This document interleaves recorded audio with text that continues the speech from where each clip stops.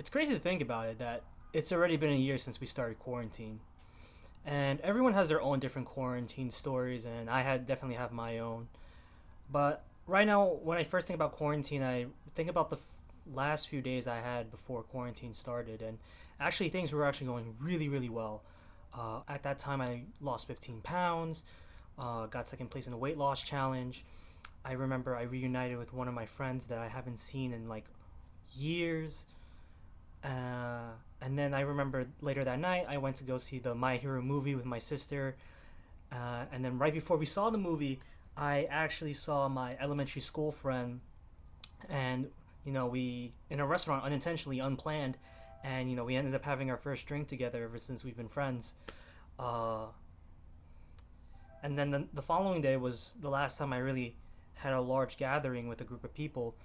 I remember it was originally supposed to be a hangout with me and my other friend. We were gonna go to this restaurant called Candlelight Inn. It was like a wings place, and I love wings, so it was a perfect fit for me. And originally it was supposed to be the two of us, but then a whole bunch of my other friends came in as like a surprise ish. They just not really surprised. They just wanted to hop in, and it turned out being a really important day because this day that we took for granted ended up becoming the last time I would see some of those friends for a very long time. And so I didn't. When I first heard of COVID, honestly thought I was gonna be like Ebola. Like it wasn't gonna be a big deal. It was gonna be like okay, like we hear about it, but it's never gonna touch New York.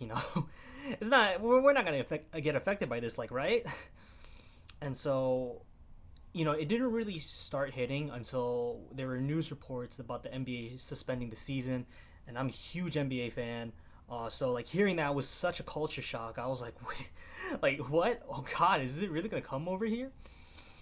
And then I remember at my job. For those who don't know, I'm actually a registered nurse in the hospital, and people were starting to be scared, and I took it at that time to just be knowledgeable about what's going on.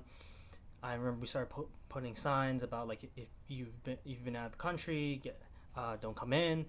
And I remember the minute it started feeling real was that it was a Saturday, and usually the managers, they aren't here on the unit, so like I remember I was at my lunch break, and then we got paged for all of us to have an emergency meeting, and then my boss, he ended up telling me that the company talked, and the rule is every single person in this facility must come in with a mask. And I remember it was surreal because we were all the technicians were giving each patient's mask, and at that time my worry was like, okay, are we gonna even have enough masks at this point?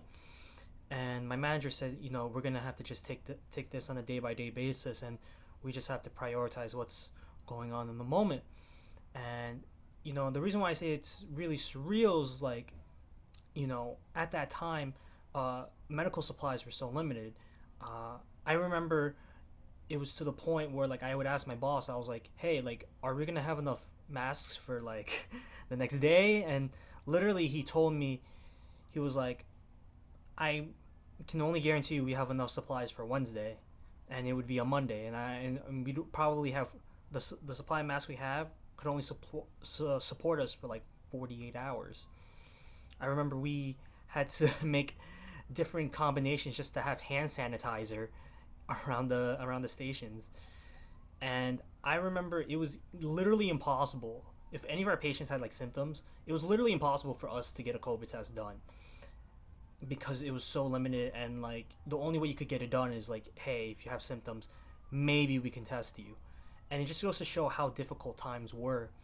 And I think the reason why it was so difficult back then was, you know, supplies, like, masks for us, ventilators for hospitals, and also B, we really didn't know what was going on. Now when we hear COVID, it's like, oh shoot, this sucks if I have it. But before, if you heard the word COVID, you started panicking for your life. You thought you were gonna die next week. And I can talk about deaths about COVID, but that's a whole other topic for another time. It's also really depressing for me to talk about. But while this whole video does sound depressing, why did I decide to talk about this? And the reason may kind of surprise you, and it's to show us how far we've come.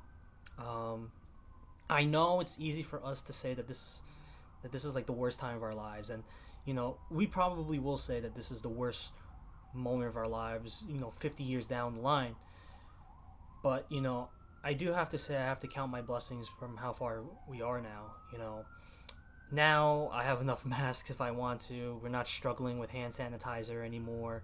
Um, you know, the rates of deaths have gone down in my unit because we know how to treat this much better than we did beforehand. And now getting a COVID test is not even that hard anymore. Like if I needed to get COVID tested, I could literally just less than 5 minutes away I can go and get a COVID test. So that shows to go how far we've come. And especially I have to even talk about vaccines. When this first came out, um, we didn't even know if we were going to get a vaccine by even this year. People said the earliest projected date was June 2021, and here we are at March, and you know I got the vaccination and I'm doing completely fine.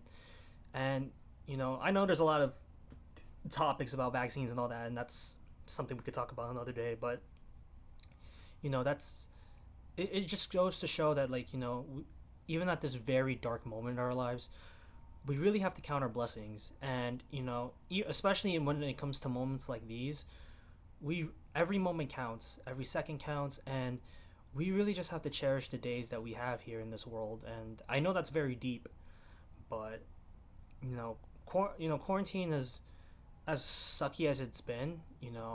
It's really giving me a new appreciation of life and to make all these moments count. And I hope that you guys who are sitting here watching this on your phone or your computer or wherever you're watching this, to really take the moment and be grateful for even the little things that we have. My family. You know, it's a rough moment, but as I said before, and I'll say it again, we're gonna get through this day in day out. And much love to all you guys. I appreciate you guys hearing my voice, and here's the better days coming. Much love. Peace out.